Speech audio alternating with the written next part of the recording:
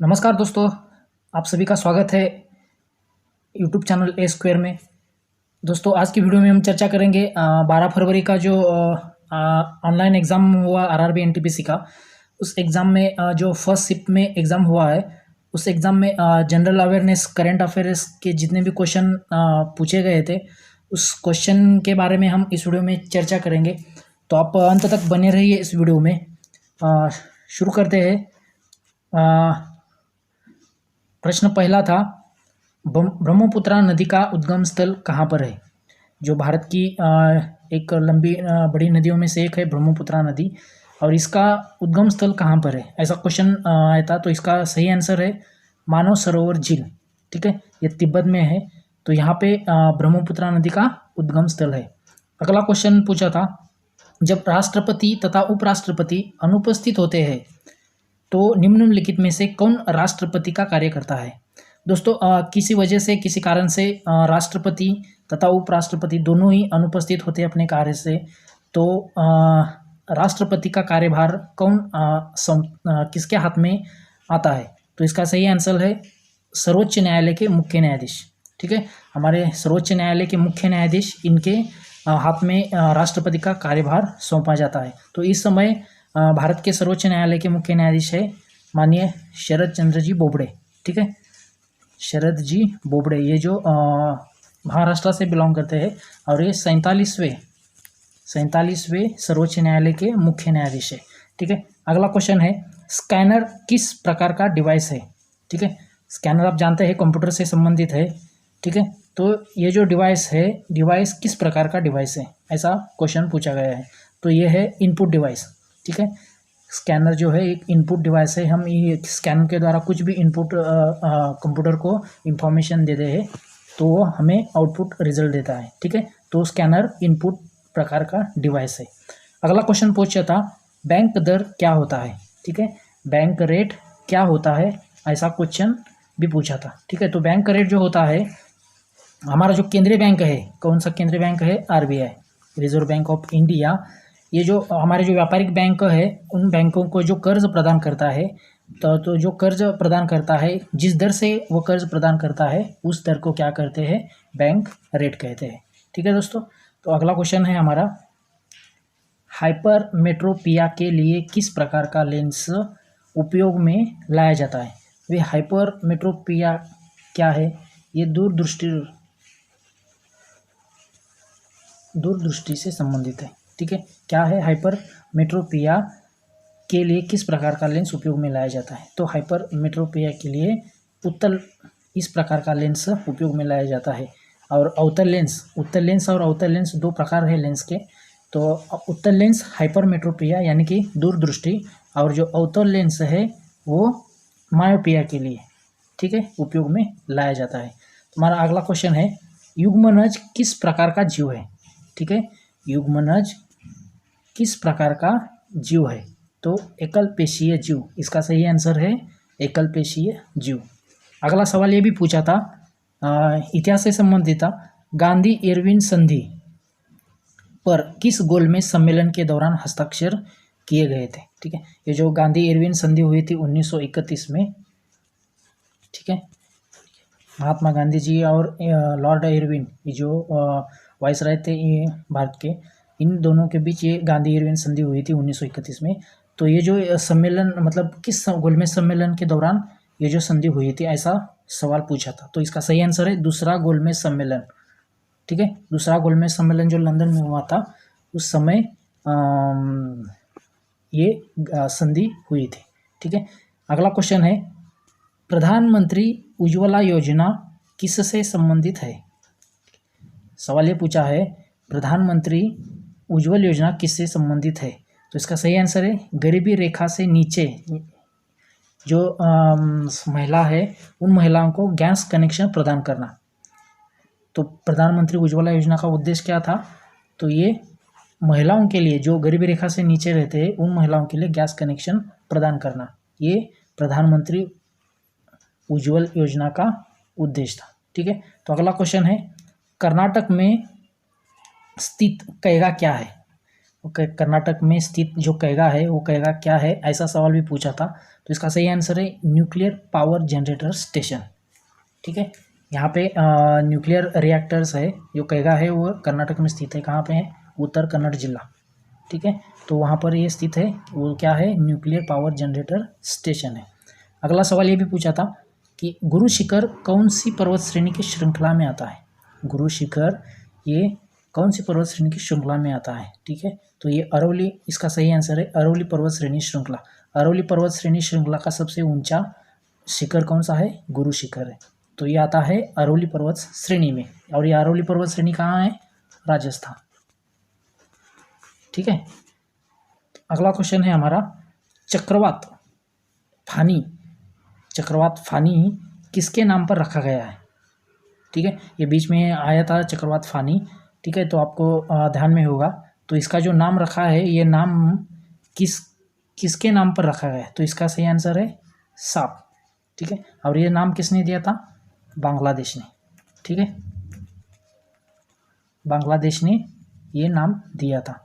अगला सवाल है, भगोरिया जो पर्व है या भगोरिया पर्व जो है वो किस जनजाति द्वारा मनाया जाता है? इसका सही आंसर है भिल्ल। भिल्ल ये जनजाति मध्य प्रदेश में है। ठीक है, इनके द्वारा ये जो भगोरिया पर्व है ये मनाया जाता है। ठीक है, तो अगला सवाल है, रेड क्रॉस सोसाइटी की स्थापना किसने की थी? ठीक है, रेड क्रॉस सोसाइटी की स्थापना किसने की थी? तो इसका सही आंसर है हेनरी ड्यूनाट। हेनरी ड्यूनाट 1863 में 1863 में रेड क्रॉस सोसाइटी की स्थापना की थी। किसने की थी? हेनरी ड्यूनाट। इसका मुख्यालय है जिनेवा, स्विट्जरलैंड में। कहाँ पर स्थित है इसका मुख्यालय? जिनेवा, स्विट्जरलैंड में। ठीक है, तो अगला क्वेश्चन है, नियाग्रा फॉल्स की उत्पत्ति किससे हुई है? नियाग्रा फॉल आप सभी जानते हैं दोस्तों, कहाँ पर है ये? अमेरिका, संयुक्त राज्य अमेरिका और कनाडा देश की जो सीमा है, ठीक है, वहाँ पर स्थित है। कौन सा? Niagara Falls. तो इसकी उत्पत्ति किससे हुई है? झील ओंटारियो। झील ओंटारियो इसका सही जवाब है। ठीक है, और ये कौन सी नदी पर स्थित है? सेंट लॉरेंस नदी। ये जो अमेरिका और कनाडा, संयुक्त राज्य अमेरिका और कनाडा की जो सीमा है, वहाँ पर एक सेंट लॉरेंस नाम की नदी है, उस नदी पर यह है नियाग्रा जलप्रपात। ठीक है, हमारा अगला सवाल है, विश्व की सबसे लंबी नहर कौन सी है? विश्व की सबसे लंबी नहर कौन सी है? तो इसका सही आंसर है स्वेज नहर। ठीक है, स्वेज नहर यह अभी कहाँ है? मिस्र के नियंत्रण में है। ठीक है, स्वेज नहर कहाँ पर है? मिस्र के नियंत्रण में है। ये किसको जोड़ती है? लाल सागर और भूमध्य सागर, इन दोनों को जोड़ने वाली ये एक नहर है। और इसकी जो लंबाई है, लंबाई कितनी है? 168 किलोमीटर है। ठीक है, इसकी जो लंबाई है 168 किलोमीटर है और चौड़ाई जो है 60 मीटर है। ठीक है, और इसकी औसत गहराई कितना है? 16.5 मीटर है। 10 वर्षों में बनकर ये तैयार हो गई थी। इसको बनवाने के लिए 10 वर्ष लगे थे। तो ये विश्व की सबसे लंबी नहर है स्वेज नहर। ठीक है, अगला क्वेश्चन है हमारा, इसरो ने एक ही उड़ान में कितने ग्रह प्रक्षेपित किए थे? इसरो ने एक ही उड़ान जो भरी थी उसमें कितने ग्रह प्रक्षेपित किए थे? तो 104 सैटेलाइट, 104 उपग्रह थे। इसकी मदद से PSLV C-37 ये जो रॉकेट है, इसके द्वारा PSLV का फॉर्म क्या है? Polar satellite launch vehicle. इसका दोस्तों फुल फॉर्म भी पूछा जा सकता है। तो इसका फुल फॉर्म क्या है? Polar satellite launch vehicle. ये C-37 नाम का सैटेलाइट था। इसके द्वारा 104 उड़ानें भरी गई थी। ठीक है, उसमें से भारत की कितनी? 3 उड़ान थे, 3 सैटेलाइट थे। ठीक है, एक कजाकिस्तान का भी था, एक इराक का भी था, संयुक्त राज्य अमेरिका के भी थे। ठीक है, और इसमें भारत के सिर्फ 3 थे। अगला क्वेश्चन है हमारा, इब्न बतूता, इतिहास से संबंधित क्वेश्चन है। इब्न बतूता किस देश से संबंधित था? ठीक है, इब्न बतूता किस देश से संबंधित थे?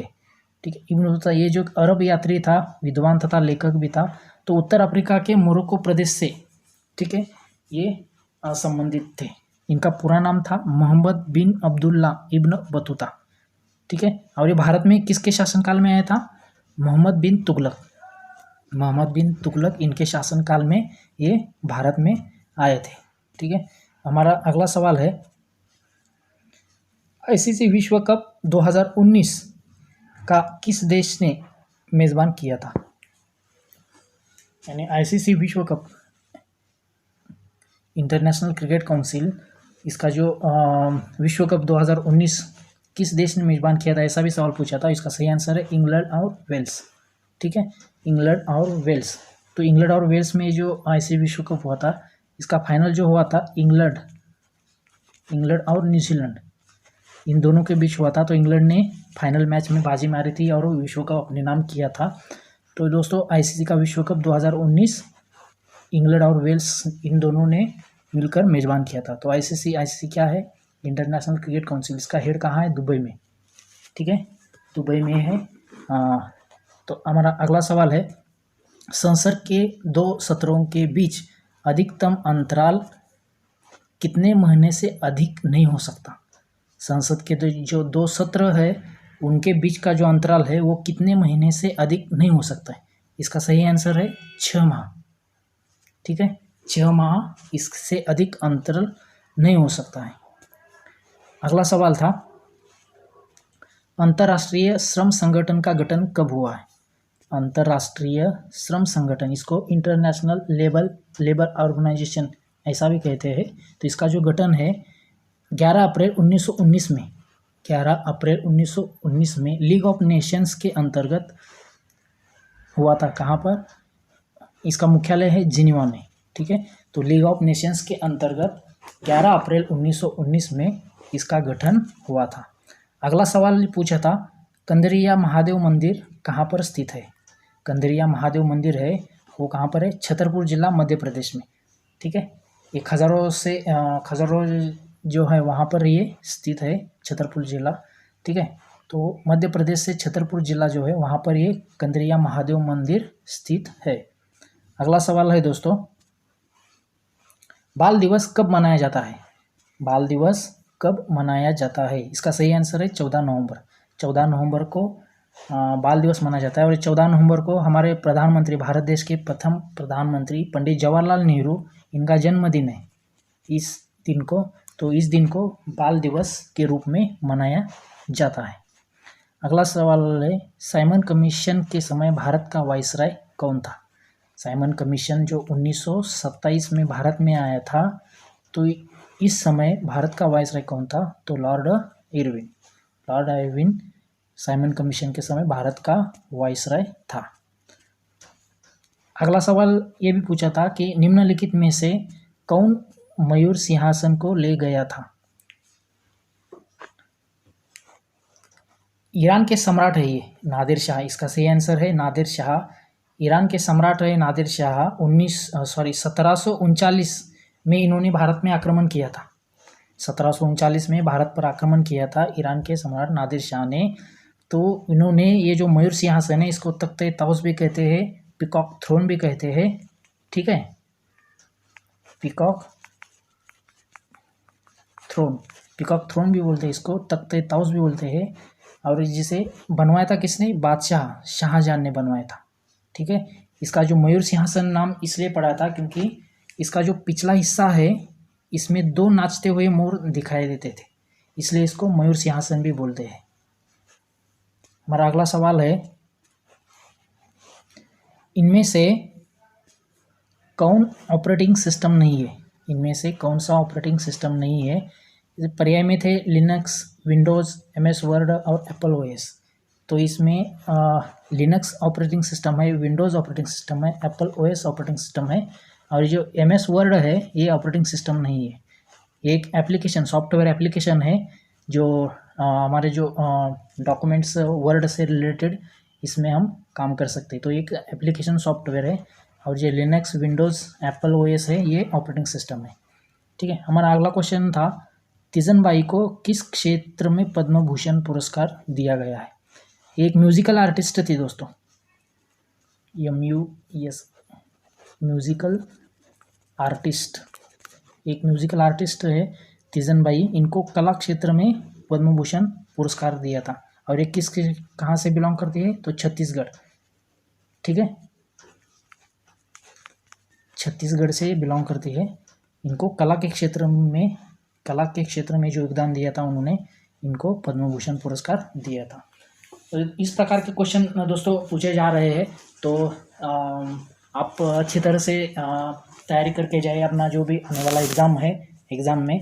तो आप को बेस्ट ऑफ लक है। और वीडियो अच्छा लगा तो लाइक कर दीजिए, अपने दोस्तों के साथ शेयर भी करें, और हमारे स्क्वायर चैनल को सब्सक्राइब करें, नोटिफिकेशन का बेल बटन प्रेस करें, ताकि आने वाले जो वीडियो आपके पास जल्द से जल्द पहुंच जाए। धन्यवाद।